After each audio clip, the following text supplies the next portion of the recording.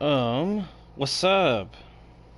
Yeah, this is gonna be like a live stream style format. Don't feel like trying to spend today being the day I figure out how to use all of my YouTube equipment I have. So we're just gonna still live stream it, and I'll spend the next few weeks trying to get it set up before Madden 21. But here, we're just gonna sit here and go and give my thoughts on the Gridiron Notes and what we've seen so far. Not that anyone gives a shit about what I have to say. No one does. The 13 people who will probably watch this. But, yeah. Let me just drop these out to the social platforms and just kind of talk. So, how many days ago? 2 days now? Was it Thursday or Wednesday? I think it was Wednesday night. Wednesday or Thursday night. We got the Gridiron Notes for the Madden 21 gameplay changes, updates, features, all that crap.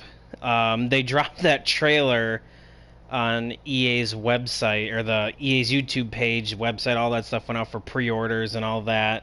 And it had like double the dislikes as likes. I think it's up to like 38,000 dislikes now. Let me find out quick.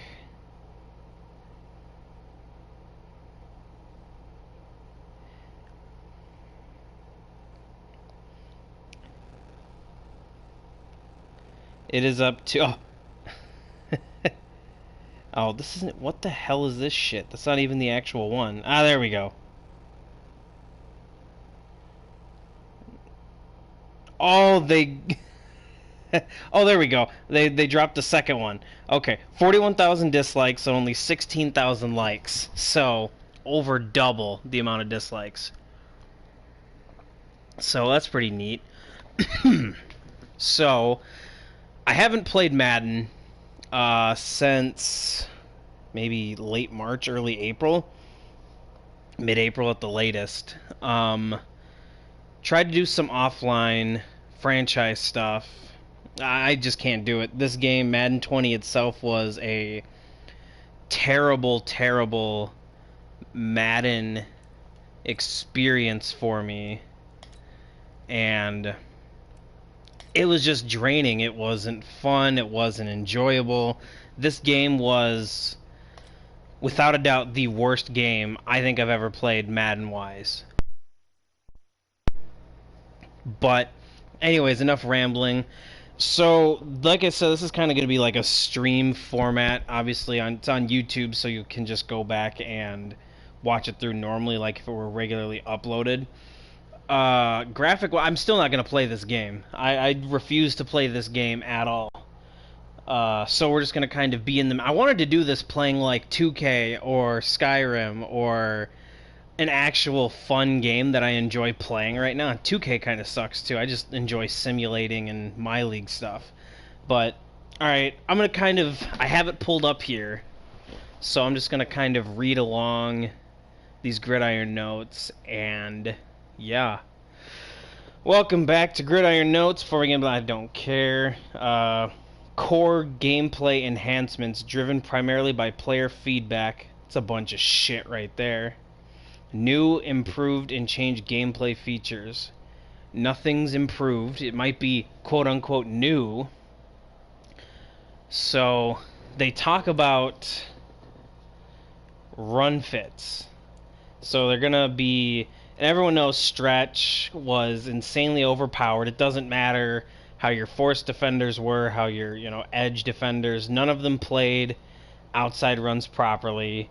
And people could just abuse and spam stretch and all that shit. So now they, fix the force defenders, use wider angles. So it sounds good. So force defenders aligned on the line of scrimmage at the snap will use wider angles at the start of the play to show more anticipation and better pursuit prediction to set the edge versus outside running plays. Sounds good and sounds like they're going to do it more realistic. When I read these things, I just have concerns of Are they going to make it realistic where still a poorly aligned edge defender, it can get dusted? Or say, for example, you have an edge defender inside the tight end. Is he just going to magically be able to shed and make better plays versus outside zone or stretch, toss, jet sweep, jet touch pass, anything? So are they just going to automatically just play it better, just animate that way? And essentially we just get outside running plays just being trash? Because I think, the thing that they didn't do well, specifically was no one set the edge. So like they said, the force defenders were shit. They were, but are you just going to now overpower them when you switch this stuff up? Knowing EA, most likely that's going to be the case. Force defenders will show more anticipation in their pursuit angles. So are they going to be like eyes on the back of their head, just one big eyeball, 365, not 360, that's days, 360 degrees, not 365. Yeah, I don't know. It sounds nice, but now I'm wondering, is just running outside going to be impossible? Because you had the outside zone out of shotgun, just terrible in Madden 19, so we'll see. Hammer and fill players who are the defenders in the run fit responsible for the open gap inside of the force player will take wider initial pursuit angles versus outside running plays, blah, blah, blah, blah, blah. Okay, so, like, the run stuff, it sounds nice, but my first impression when I listened to the stream that Clint and Kmart did, and reading the Gridiron Notes after, and I've read the Gridiron Notes a couple times now, watched the stream twice, just to see if there's anything I could pick up on. I'm honestly going into this cycle with everything we got out, just wondering if run game's going to be super difficult and passing's going to be super easy. So, yeah, we'll see. Force defenders will have wider formation alignments and many base defensive formations, such as 3-4. That's great because in 3-4 alignments, your edge defenders, force defenders, all that stuff, they were just way too tight, way too inside. So by default, moving them out more is going to help. And that's the only way you could truly even have a chance, is like a wide 9, manually moving your defenders out wider. That was the only way you even had a chance. So versus heavy wing tight end sets, that's pretty neat. I guess the background just kind of stay this. I don't really want to play something. And I'll just kind of leave it at this. New improved blocking interactions with defenders, disrupting running lanes by pushing blockers further into the backfield during engagement. So is this just going to be you try and run dive or inside zone, and your left guard that's a 95 overall is just going to get shoved back by some 75 overall? Like, I just have concerns that now running between the tackles is just, you're going to get even more just random linemen shedding off their blocks just to wrap you up. So, we'll see. I have zero positive expectations for this specific thing. Tackling improvements, which everyone knows that was absolutely a must needed. We didn't just upgrade our run fits. We know how important tackling is to run defense as well. Yeah, no kidding. We didn't just add, all capitals just. So, of course, they're going to add 2 more things that really aren't. And that's the thing with these, too. Defenders will now be much more aware when they're engaged in ball carriers will as well. So now players are going to automatically reach, say, for a first down, near the sidelines. If it's 4th down, try and extend to get the sticks, a touchdown, end zone, all that stuff. But none of it is a user-controlled thing. So, and they say it's based on rating. So say you have you have 2 running backs. Say you have Frank Gore. Frank Gore, say 88 awareness, 90 awareness, 88, 90 ball carrier vision. And then you have, say, a Jonathan Taylor, picked by the Colts, 2nd-round rookie, had over 6,000 rush yards at Wisconsin. Say he only gets a 74 awareness and a 79 ball carrying vision. You're telling me that Frank Gore magically knows something that Jonathan Taylor doesn't, who's been a stud running back the last 3 years in college? I don't know about that. I mean, what I wish would have happened is with this, they kind of had, I don't remember what Madden it was, but they had that whole fight and you had to keep tapping buttons, like X would pop up, or A if you're on Xbox, or Y or triangle, whatever would pop up, and whoever got there first or whatever it was, that person would win.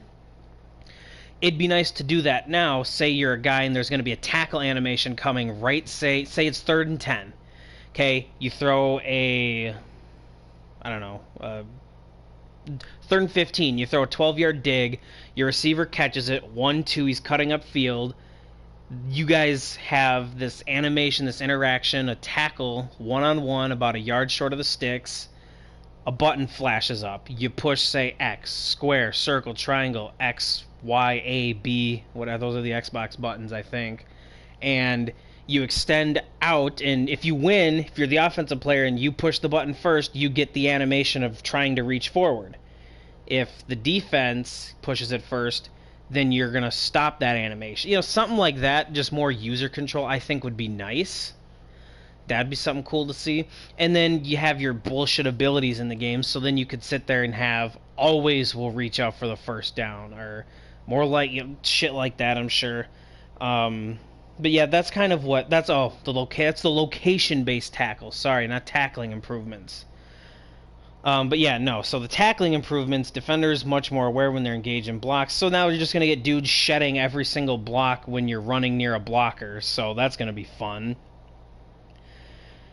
Hit sticks have been tuned to make them more accessible and functional. Well, hit sticks are already overpowered, so what more could you do to make them more accessible and functional? Absolutely terrible. But, so yeah, so going back to that, I just don't like how it's forced, and there's no... I'm fine with animations and ratings to a degree. I like that a lot. But I don't like when that's solely what it is. You know, some form of a user control where you can essentially just do this and just tweak it and have a slight chance of boosting it with your user input. That would just be what I would prefer. But, you know, it's Madden. Beggars can't be choosers. So going on to the zone drop coach adjust. Now this I read. Now there's people who are going to love this, but I absolutely hate this with a passion. Now, it sounds really cool, and I'm sure it will be good in the game, because we all know there's times where, you know, certain things that are designed to stop certain coverages don't do that, or vice versa. So I get it. I just think this is a Band-Aid fix. They are, instead of... So here's what it actually says. We are introducing a new set of coach adjustments that will allow you as the defensive player to customize the depth of your zone drops for underneath zone defenders. These coaching adjustments will give you the ability to change the drop depths of flat, hook, and curl flat zones with increments of 5 yards up to 30, so 5, 10, 15, 20, 25, 30, from the line of scrimmage. When using these adjustments, keep in mind that all match zone logic will be disabled in all zone coverage plays while using the adjustments, including the deep zone players. So that makes sense. When facing a no-huddle offense, you can turn these into coaching adjustments by hitting the reset play option. So I like that part, that you can just reset so you're not going to get screwed from a no-huddle. So that's nice. I shouldn't say I hate this. I don't like it because instead of actually just fixing coverages and just more so tuning them to match their real-life zone principles and all of that, they are just sitting there and just going to throw this Band-Aid Flex Seal crap on. Oh, hey, cover 3 if you're running 4 verts against it and your curl flat carrier or defenders aren't carrying a seam route. You just go ahead and drop it back 30 yards. So you're just going to be able to patch stuff. You know, they didn't mention fixing post-high safeties. They didn't, you know, fix anything else in here. They didn't fix how your mid-read defender in cover 2 is terrible, how your 2 deep safeties in cover 2 just stand there, how safeties in general just stand and watch, how they got rid of and we no longer have a true good trips check in match coverage anymore. I don't know.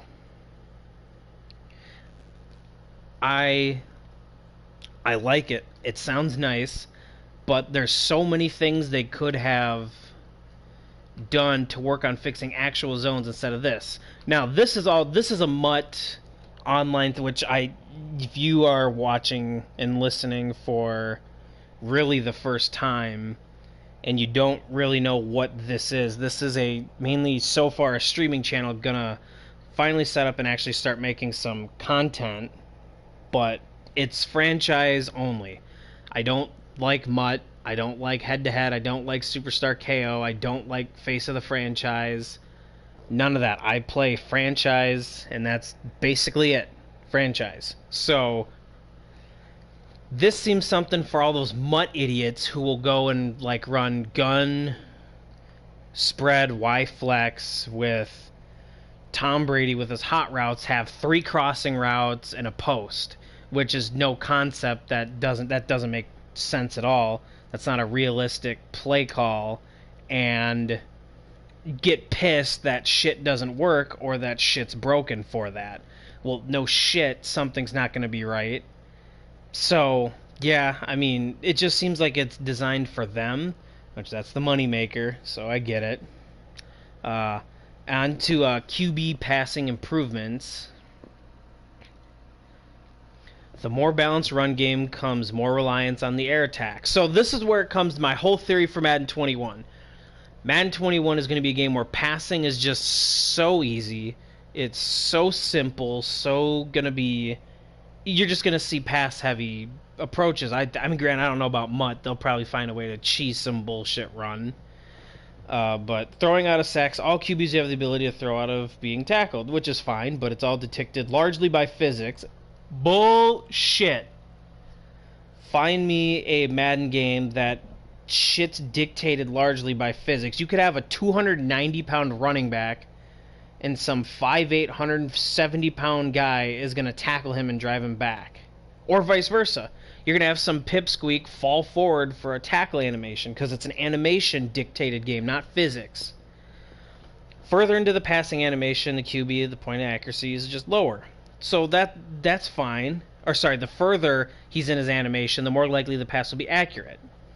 So say your quarterback's winding up, his arm, you have it here, you have it in your chest, you're bringing it back up to the ear, putting your elbow forward. Once you get it to like your helmet level and you're starting to drive forward, if you're getting hit, chances are that pass is coming out, which makes sense. Whereas if you're just starting it and you're getting it up to your ear hole, and you're getting hit, that's where you're going to get a chance of like a fumble, sacked, inaccurate pass, blah, blah, blah. I like it, but what I don't like is now they're going to speed that up. Instead of just fixing release speeds in general, they're just going to make the quarterback be like, oh shit, boom, and just get it out really fast for no reason, which they should just be fixing wind-up times, because you could throw a little 2-yard swing just right out there, and that wind-up is the exact same as if you're going to bomb it 65 yards with Pat Mahomes down the field. So, deep passes under pressure, throwing animations to contextually speed up their throwing motions. Yeah, no, and that's... I feel like they're missing the core of what's wrong with throwing animations. Like, the angle of the passes, the arc of them, it's a lot better than it was in previous. That was nice. Throwing angles and arcs were really nice. But they should have just revamped QB motions altogether. Under pressure throwing animations, which allow QB... when feeling pressure. What was it? Branch outs, yeah. QB can now quickly branch out of drop back passes to throw the ball at any time. So as soon as the QB has received the snap, if receiver input button is given, the QB will immediately branch out of his existing behavior and throw the ball to the intended receiver, including play action fakes. So that's nice.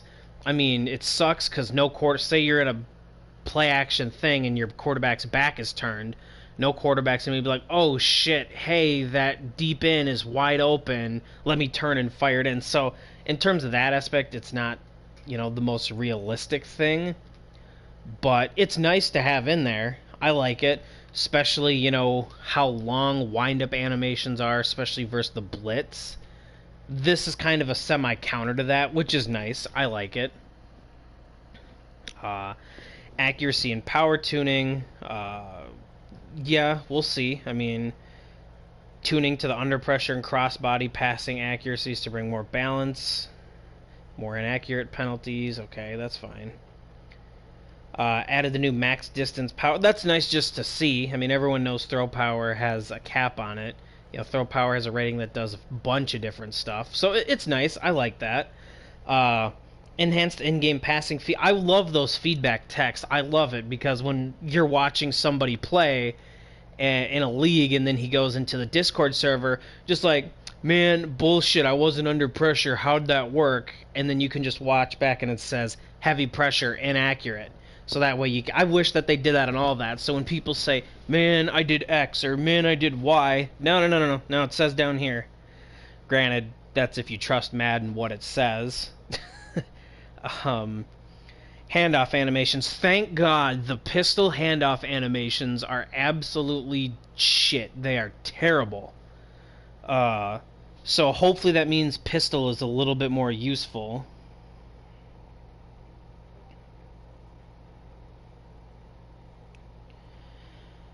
Pass interference and illegal contact. Yeah, that needed work, especially the illegal contact. I want to see in sim game modes more pass interference. I turned the slider up to like 80, and you'd hardly see it. Offensive pass interference needs to come back. Defensive pass interference, or not pass, defensive holding, that was in the game. Magically, at one point this year during an update, it was taken out. Because I went to go turn it up because I was like, hey, we're not getting any defensive holdings anymore. And I looked and I was like, oh, the rating is gone.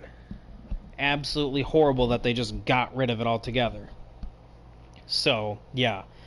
I'm glad that they did it because now you can't mug players up and down the field. So that'll be nice to get that away. But now, like, it just goes to my point, is passing going to just be insanely easy? Like, you're either going to get those illegal contacts, pass interference, or you're just going to get a big play. So, we'll see. Defensive contained. Now, see, this here pisses me off. The defensive contained balancing. The contained blitz, which that's a MUT issue. Okay, fix it for MUT. Don't fix it for us franchise guys, because we don't abuse the AI like that. We have rules that say you can't do that. So now when you have contained players, they're now going to rush the quarterback at a slower speed. So now you just basically manually turn down how fast they rush the passer because some MUT idiots like to abuse and exploit your fucking game. How about you just fix your fucking game, blocking logics and blitz logics further? Yeah, if you have 3-4 odd and you're running that cover one contained blitz, someone's running spread, yeah, no shit it's going to work. How about you just make it so that linebackers and fucking receivers, that's an actual mismatch in man coverage or even zone? I mean, shit. If you have fucking Jarvis Landry in the slot and you have some dumb linebacker out there, that's a mismatch right away. Okay, the reason that you're going to exploit these stupid 3-4 cover one contain blitz exploits is that the linebacker can run stride for stride with him and use your coverage. So what's the point of not wanting to cheese that? So fix stuff like that first, then you won't sit here and have to worry about, slowing down the contained player blitzing off the edge. If a contained player's unblocked on the edge, yeah, he's going to scream to the quarterback. That makes sense. He's not just going to sit there, hey, hold on, if you decide to bail out this way, I got you. He's going to go get the quarterback. So, yeah, I hate that contained balancing. Stupid. I get it for online gameplay, but no. For franchise, it sucks. Catching, responsiveness. I actually, now in our league so far, we don't allow you to choose the catch type. We might be revisiting that with stuff like this. It's nice, though. You can hold up down on the stick to try and go up from the sideline, up from a defender. If you're running a drag down away from a player trying to, come and lay the wood. I like that. it's nice. It's a nice little way to function, especially like to try and get the sticks on a possession catch, try and reach for. I like it all. That seems like it's a really nice, uh, user control kind of thing. I really enjoy that. This honestly is my second favorite thing. So first off, this is how just like Madden 21 is blah so far. My favorite thing I've seen so far is the new scoreboard. The scoreboard is actually pretty legit and really dope. I'm not gonna lie. I'm gonna give them props. Whoever spent 5 minutes updating the scoreboard looks really good. Next is this player personnel packaging. In franchise, I'm a huge pusher of personnel matters. So Madden this year, they got rid of showing us personnel. They told us the actual formation. That's stupid. That maybe in MUT online, that shit fine. Franchise sim game style on offense and defense. Show us the previous play. Not just offense, defense too. We need the previous play. We need the personnel that's being sent in on offense so we can match defensively. Don't say gun spread, okay? And that was the whole exploit too. And fuck, you could if you ran empty anything, all you had to do as a defense, quickly go over to nickel double A gap, cover zero, press everybody, send the sink. He's got a second to throw the ball because that free defender's coming in.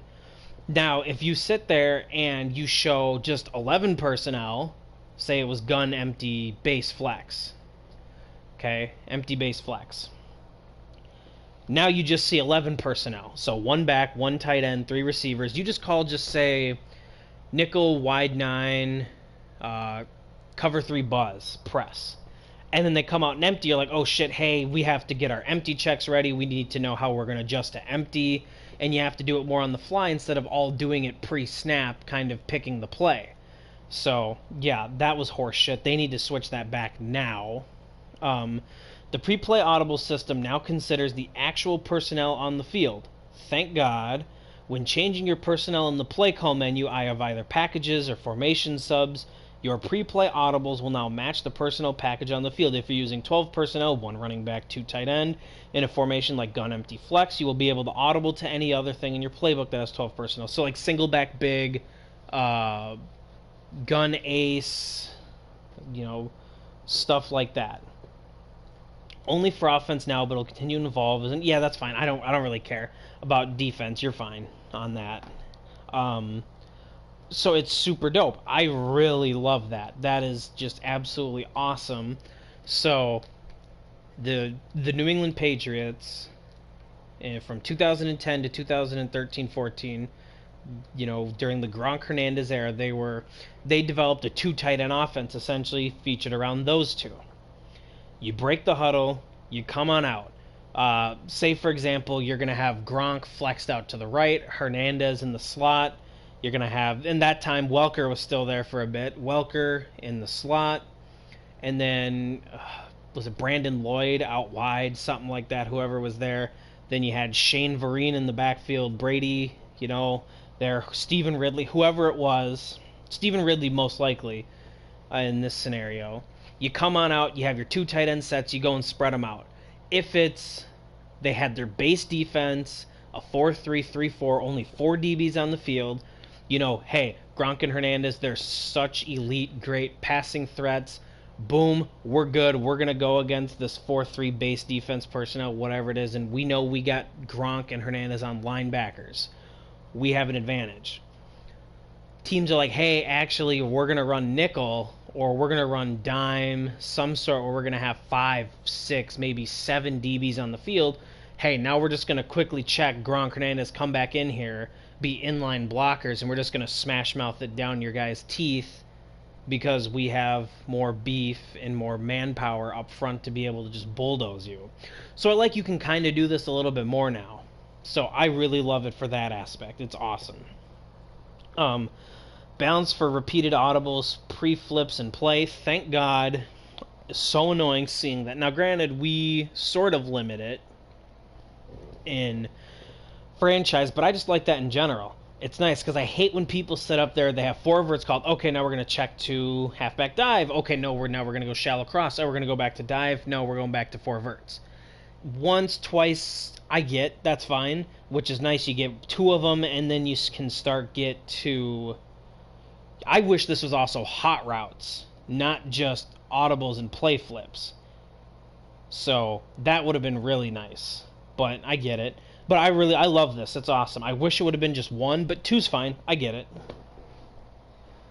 Player fatigue for out of position ball carriers. This is more just bullshit exploits that Mutt takes away. I don't like it. Okay, Madden 20 was a year of gadget play for a minute. Yeah, I don't care. After a player who is not a running back by trade, such as a QB, wide receiver, tight end, has carried the ball as a primary ball carrier on multiple consecutive plays, he'll quickly deplete his stamina and all that. So basically, you're going to nerf quarterbacks running. So if you want to run a spread out kind of zone read type of offense where your QB's mobile, he's just going to get really fatigued, hurt, and fumbled easier because, Madden decides to do this. I mean, overall, with this, I'm okay with it to an extent. But when you say a couple times in a row that... I mean, granted, who knows, maybe 99 speed Tyreek Hill and Mutt was cheese, but in the franchise world, guys aren't doing shit like that because we're actually playing football and actually trying to, game plan and do football things. Kick game, I don't care. Ability improvements, abilities suck, allow us to pick and choose what we want in franchise or edit in rosters easier, so yeah, I'm not going to read that. What's next? So, we're going to get to kind of the end of this.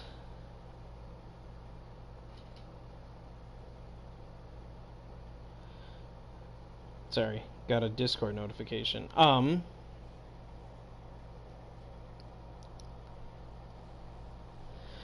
So our next Gridiron Notes will be Tuesday, June 30th, and focus on Face of the Franchise and Classic Franchise. Okay?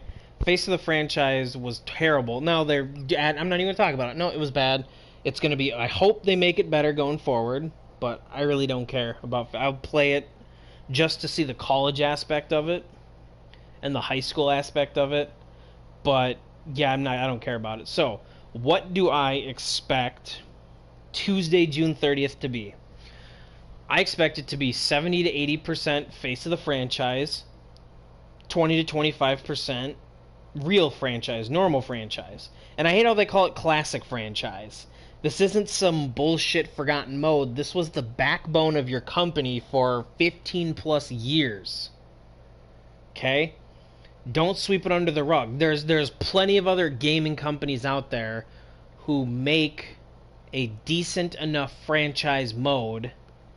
Okay? So I could go for 4 hours about a wish list for franchise. I'm not going to. I'm just talking about what I expect to see. So now let's actually look on here. Let's go into our franchise. Let's go to our 4th and 1 franchise that's done, because it actually...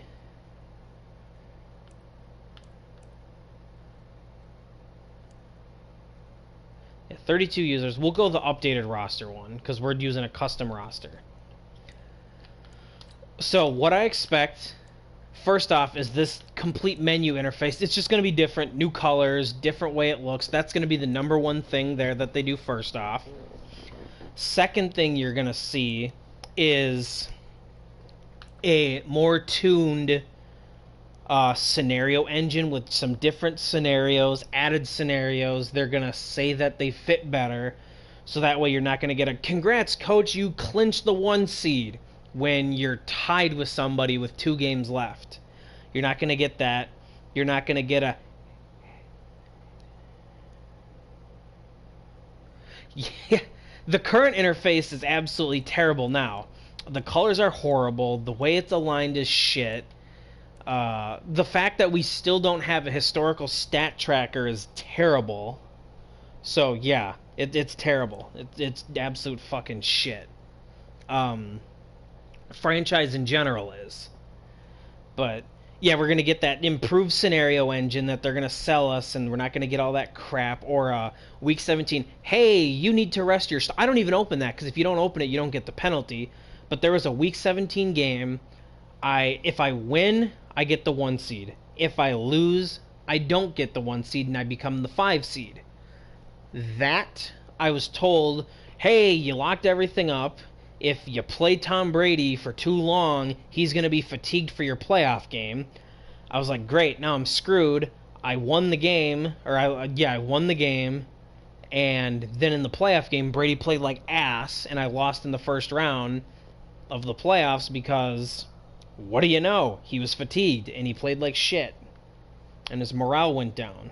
So, that's what they're going to sell us on. They're going to sell us on a fact of these offensive coordinator and defensive coordinator messages, that those are going to be different. They're going to tell us that, hey, we improved the CPU trade logic. We improved how the free agency menu looks.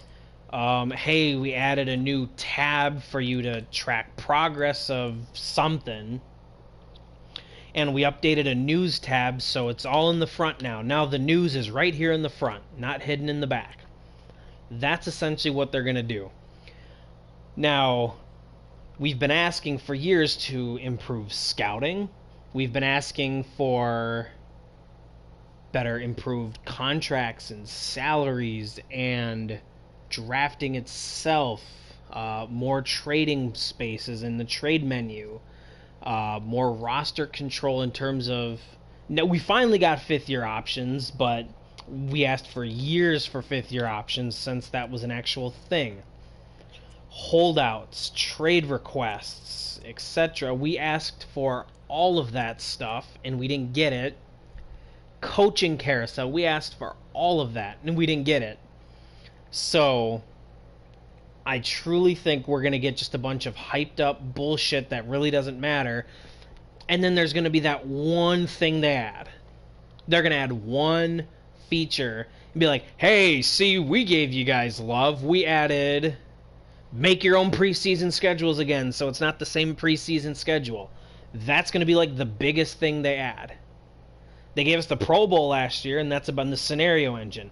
That's it. That's all we got, in a new interface. Pro Bowl, scenario engine, new interface. Oh, and then they said they fixed and added contracts. Yeah, the contracts are still dog shit. They're still terrible.